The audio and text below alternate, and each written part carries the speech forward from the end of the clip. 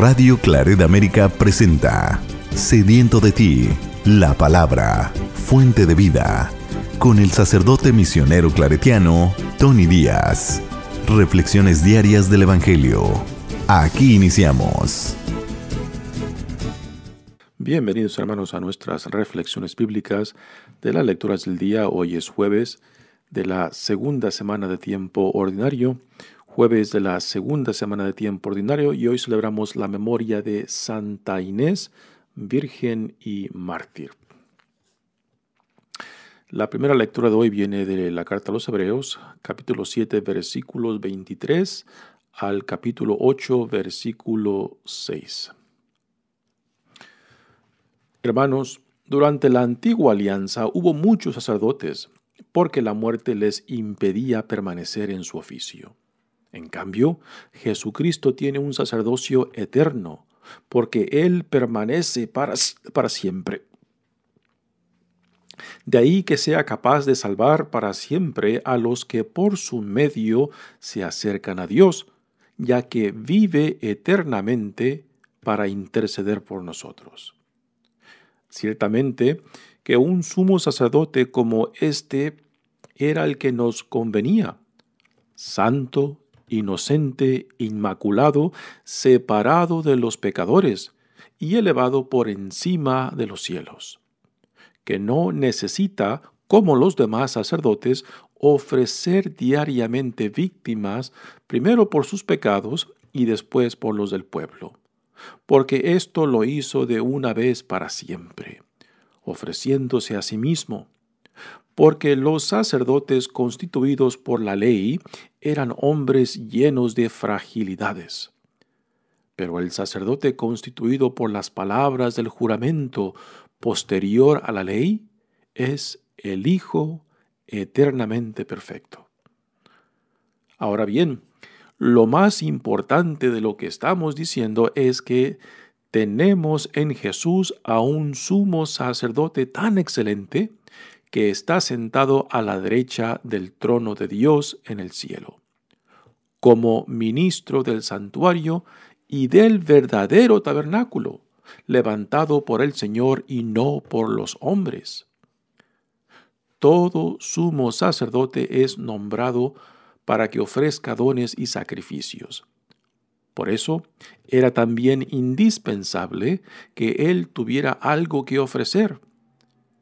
Si él se hubiera quedado en la tierra, ni siquiera sería sacerdote, habiendo ya quienes ofrecieran los dones prescritos por la ley. Pero estos son ministros de un culto que es figura y sombra del culto celestial, según lo reveló Dios a Moisés, cuando le mandó que construyera el tabernáculo. Mira, le dijo, lo harás todo según el modelo que te mostré en el monte. En cambio, el ministerio de Cristo es tanto más excelente cuanto que Él es el mediador de una mejor alianza fundada en mejores promesas. Palabra de Dios. El salmo responsorial es el Salmo 39 y el responsorio es: Aquí estoy, Señor, para hacer tu voluntad. Aquí estoy, Señor, para hacer tu voluntad. Sacrificios y ofrendas no quisiste, abriste en cambio mis oídos a tu voz. No exigiste holocaustos por la culpa, así que dije, aquí estoy. En tus libros se me ordena hacer tu voluntad. Esto es, Señor, lo que deseo, tu ley en medio de mi corazón. He anunciado tu justicia en la gran asamblea. No he cerrado mis labios, tú lo sabes, Señor. Que se gocen en ti y que se alegren todos los que te buscan, cuantos quieren de ti la salvación. Repiten sin cesar, qué grande es Dios. Aquí estoy, Señor, para hacer tu voluntad. El Evangelio de hoy viene de Marcos, capítulo 3, versículos 7 al 12. En aquel tiempo, Jesús se retiró con sus discípulos a la orilla del mar, seguido por una muchedumbre de Galileos. Una gran multitud procedentes de Judea y Jerusalén, de Idumea y Transjordania, y de la parte de Tiro y Sidón. Habiendo tenido noticias de lo que Jesús hacía, se trasladó a donde él estaba. Entonces rogó Jesús a sus discípulos que le consiguieran una barca para subir en ella, porque era tanta la multitud que estaban a punto de aplastarlo. En efecto, Jesús había curado a muchos, de manera que todos los que padecían algún mal se le echaban encima para tocarlo. Cuando los poseídos por espíritus inmundos lo veían, se echaban a sus pies y gritaban: «Tú eres el Hijo de Dios». Pero Jesús les prohibía que lo manifestaran. Palabra del Señor.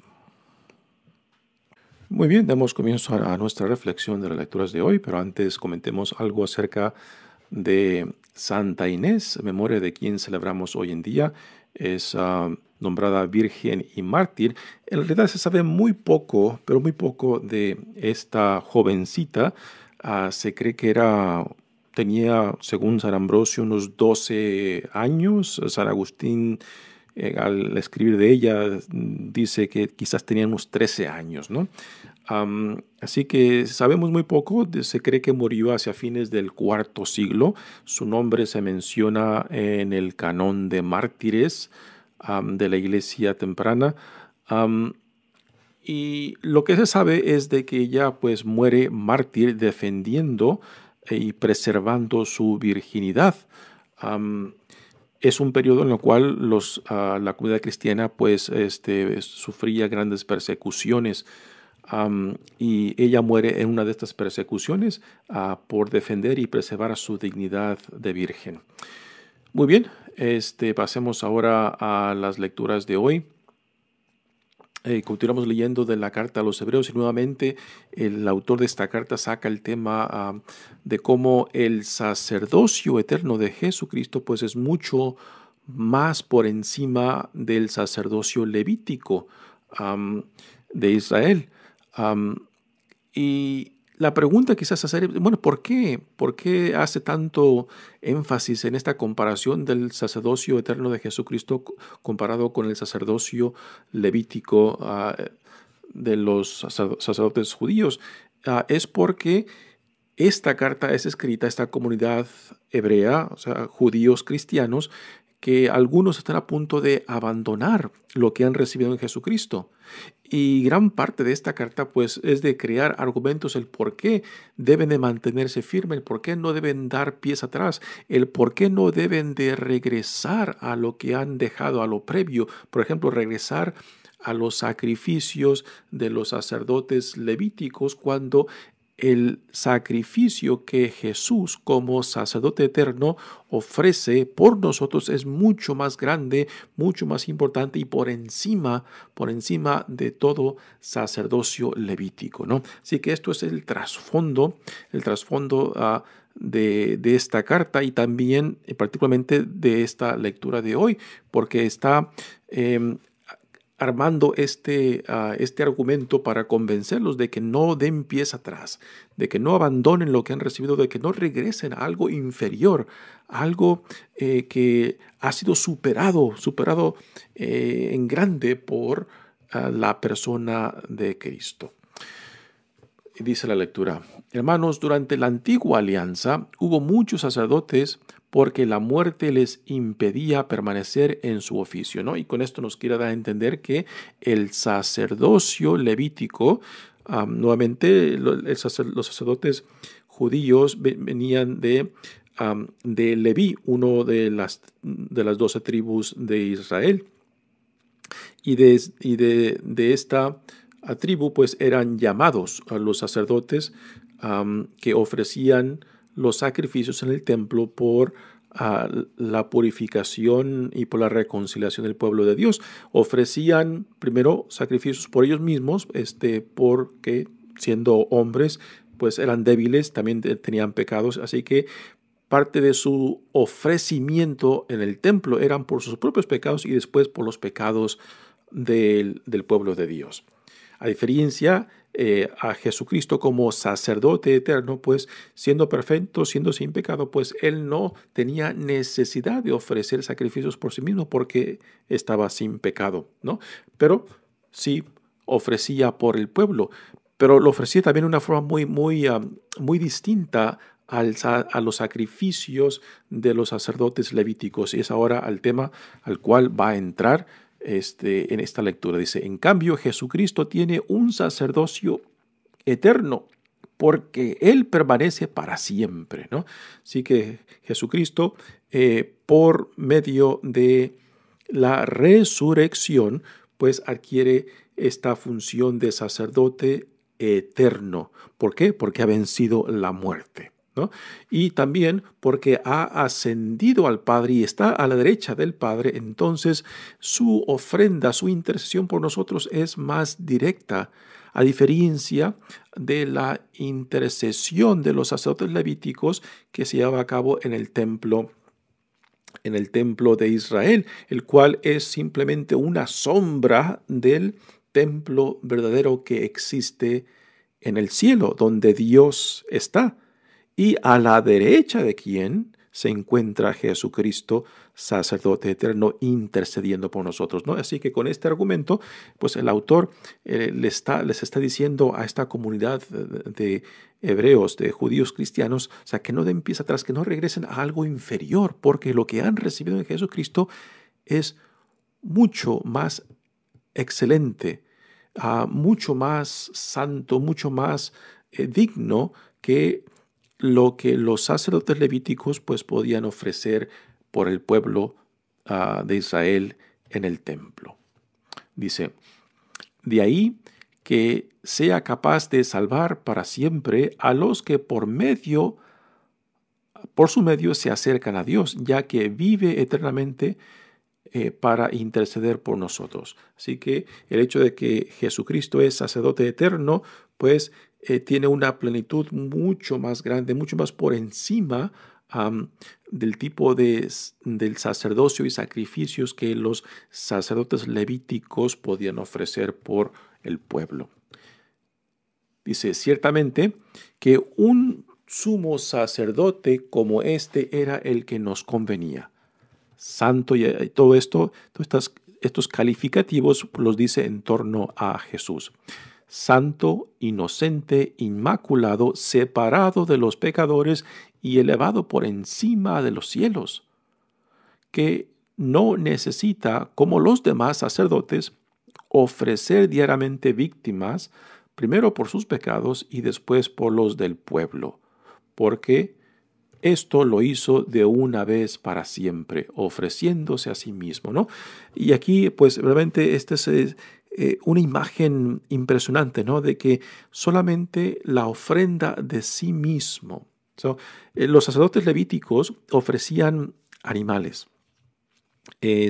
corderos, y juntos con otros animales como aves, como ofrecimiento por la santificación, por la redención y también por la reconciliación del pueblo con Dios. Pero Jesucristo, siendo el Cordero de Dios, siendo la ofrenda de sí mismo para Dios, pues lleva a cabo un sacrificio perfecto. Ya no de animales, sino de sí mismo, ¿no? Y aquí se nos recuerda, ¿no? De que no hay amor más grande que ofrecer la vida de uno mismo por sus amigos, por sus compañeros, ¿no? Así que la ofrenda que Jesús hace no es de animales, sino es de sí mismo. Y no puede haber ofrenda más grande, no puede haber amor más grande que el ofrecerse, el donarse, el entregarse a uno mismo por aquellos a quien uno ama, ¿no? Y esto es lo que Jesús como hijo de Dios, como sacerdote eterno, lleva a cabo en sí mismo, en su donación, en su sacrificio, en su entrega por nuestra salvación. Y el autor de esta carta le está diciendo a los recipientes de esta carta de que pues que no abandonen esto, no abandonen lo que Dios ha llevado a cabo en Jesucristo, que no regresen a algo inferior, que no se compara con lo que Dios ha llevado a cabo en su Hijo amado Jesucristo. Continúa diciendo, ahora bien, lo más importante de lo que estamos diciendo es que tenemos en Jesús a un sumo sacerdote tan excelente que está sentado a la derecha del trono de Dios en el cielo, como ministro del santuario y del verdadero tabernáculo levantado por el Señor y no por los hombres, ¿no? Y aquí hace una comparación. Esto también lo tenemos en el libro del Apocalipsis, donde se nos describe el templo de Dios en el cielo, donde Dios está en su trono celestial y después rodeado de las 12 tribus, representantes de las 12 tribus, y después también de los 4 personajes que representan a los evangelistas.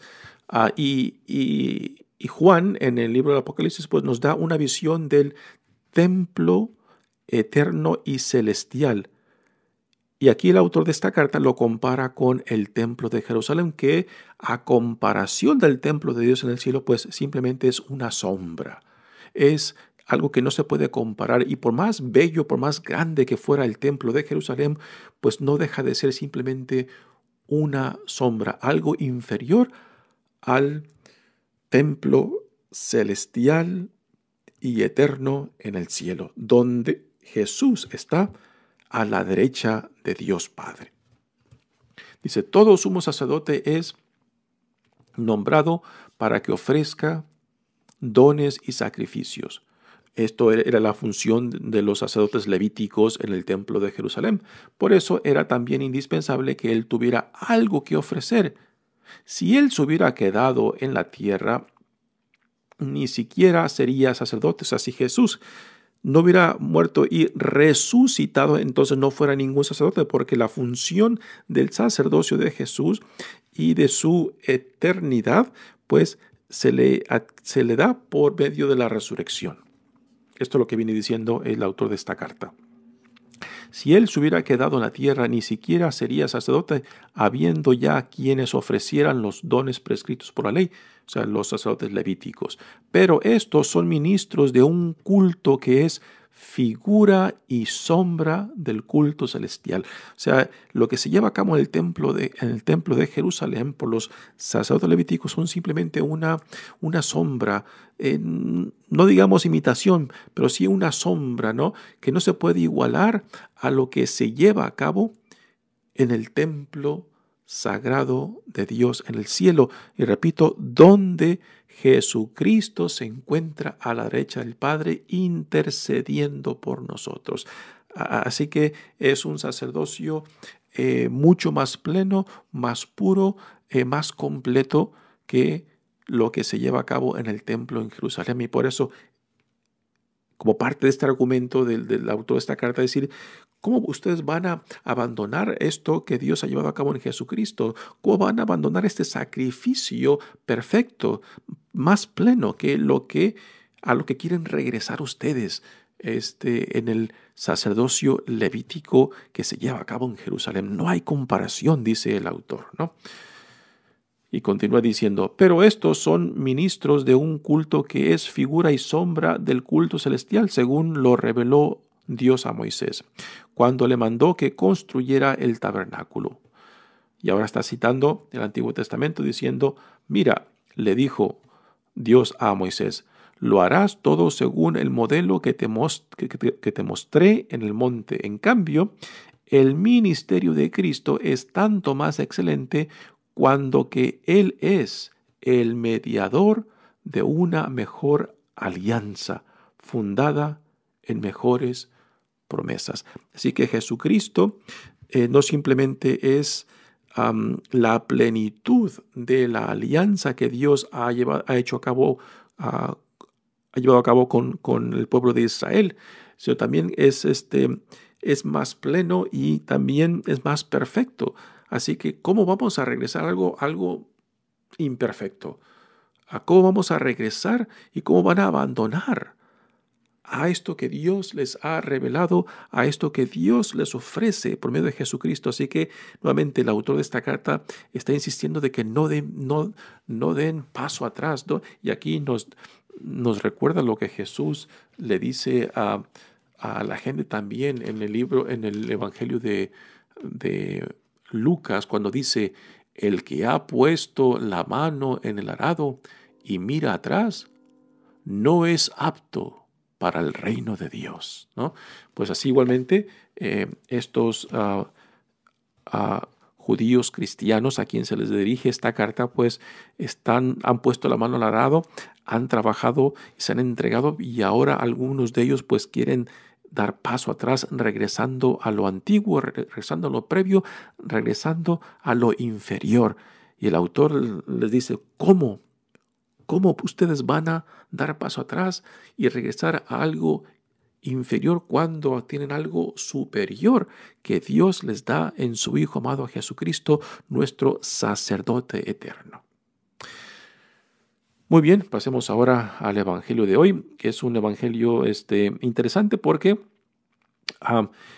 ya hemos visto en los primeros 2 capítulos lo que Jesús viene haciendo, lo que Jesús viene proclamando y la popularidad que va adquiriendo, pero al mismo tiempo también ya empieza a aumentar la resistencia, la contradicción y el rechazo de Jesucristo, ¿no? Así que en este evangelio tenemos un semi-resumen de lo que hasta ahora Jesús viene haciendo y cómo la gente viene respondiendo a su proclamación y a su acción poderosa por medio del Espíritu Santo. Y a esto me refiero a las sanaciones, a la expulsión de demonios, que está atrayendo a mucha gente. Y aquí en este resumen, pues el evangelista Marcos nos da una idea de la cantidad de gente que viene de diferentes regiones para escucharlo, para verlo, para ser sanado, para encontrar lo que vienen ellos buscando en Jesucristo. Dice: en aquel tiempo Jesús se retiró con sus discípulos a la orilla del mar. Así que Jesús venía con sus discípulos, se retira, quizás va buscando un lugar solitario, pero va seguido por una gran muchedumbre de galileos, ¿no? Así que pongamos atención aquí las diferentes regiones que menciona el evangelista cuando habla de esta muchedumbre que lo viene siguiendo. Así que viene una gran muchedumbre de galileos, que es la región donde Jesús vive y trabaja, donde Jesús desempeña a su ministerio público, y hacia el fin de su tiempo, pues se dirigirá a Jerusalén. Así que gran número de gentes vienen de la región de Galilea, donde Jesús dedica su mayor parte del tiempo. Después dice: una gran multitud procedente de Judea hacia el sur, y Jerusalén, que es la ciudad principal de Judea, y de Idumea y Transjordania. Transjordania está hacia el este del río Jordán, Idumea también esa región hacia el norte, y de la parte de Tiro y Sidón hacia el noroeste. Y esta parte de Tiro y Sidón, pues tradicionalmente es considerada una región no judía, sino más de gentiles o no judíos, ¿no? Pero también de ahí ya la noticia acerca de Jesús se ha expandido y vienen para escuchar a Jesús, vienen con sus necesidades para ser sanados, ¿no? Así que también de Ciro hacia el noroeste, junto a la costa del mar Mediterráneo. Ahí también Jesús en los evangelios va un par de veces para buscar descanso. Ahí tenemos también en esta región de Tiro y Sidón esa bella escena con la mujer sirofenicia que viene en busca de Jesús para que le sane a su hija, y hay este intercambio entre Jesús y esta mujer donde Jesús le dice: no es digno que le demos la comida de los hijos de la casa a los perritos, ¿no? Y la mujer le contesta: sí, tienes razón, pero aún los perritos comen de las sobras que caen de la mesa del Señor, ¿no? Y Jesús se queda impresionado por la fe de esta mujer, le concede lo que ella le pide, y ahí en este encuentro, pues, es impresionante porque esa mujer sirofenicia no es ni judía, pero manifiesta una fe mucho más grande que Jesús ni siquiera ha encontrado entre su propia gente, ¿no? Y es de esta área de Tiro y Sidón. Habiendo tenido noticias de lo que Jesús hacía, se trasladó a donde él estaba toda esta muchedumbre de las diferentes regiones. Así que aquí Marco nos da un resumen de cómo la gente está respondiendo y reaccionando a la predicación de Jesús, a las sanaciones de Jesús, a la expulsión de demonios que Jesús está llevando a cabo, como testimonio de lo que Dios está revelando y haciendo en él y por medio de él. La inauguración del reinado de Dios en la historia humana, ¿no? Continúa el Evangelio diciendo: entonces rogó Jesús a sus discípulos que le consiguieran una barca para subir en ella, porque era tanta la multitud que estaba a punto de aplastarlo. También aquí nuevamente se nos da esta imagen impresionante de que es tanta la gente que se apeña a él, que casi lo aplasta, ¿no? Y le pide a sus discípulos que le busque una barca, ¿no? Lo cual no sería ningún problema. ¿Por qué? Porque varios de sus discípulos fueron y continúan siendo pescadores, ¿no? Así que esta petición que Jesús les hace, que le busque una barca, pues no será ninguna dificultad, porque ellos conocían bien quienes tenían barcas, ¿no? Y porque son pescadores, pues fácilmente podían adquirir una barca para que Jesús se suba y desde ahí pues continuar su ministerio de la proclamación del reino de Dios. Así que le buscan la barca, Jesús se sube en ella y desde ahí Jesús continúa su ministerio. En efecto, Jesús había curado a muchos de manera que todos los que padecían algún mal se le echaban encima para tocarlo, ¿no? Otra imagen impresionante, ¿no? La gente estaba anonadada por lo que estaban viendo y siendo testigos, ¿no? De las sanaciones, de la expulsión de demonios. Y hasta cierto punto también esta imagen nos deja, pues, también una parte, digamos, negativa, que quizás la gente estaba viendo a Jesús solamente superficialmente, que iban solamente por el milagrito, ¿no? Y quizás no tanto por el mensaje del reino de Dios, que era lo que Jesús quería darles, quería compartirles y quería atraerlos para que se identificaran con lo que Dios estaba inaugurando en él y por medio de él, ¿no? Y tristemente yo creo que aún hoy en día aún tenemos este fenómeno de que mucha gente va tras Jesús por el milagrito, ¿no?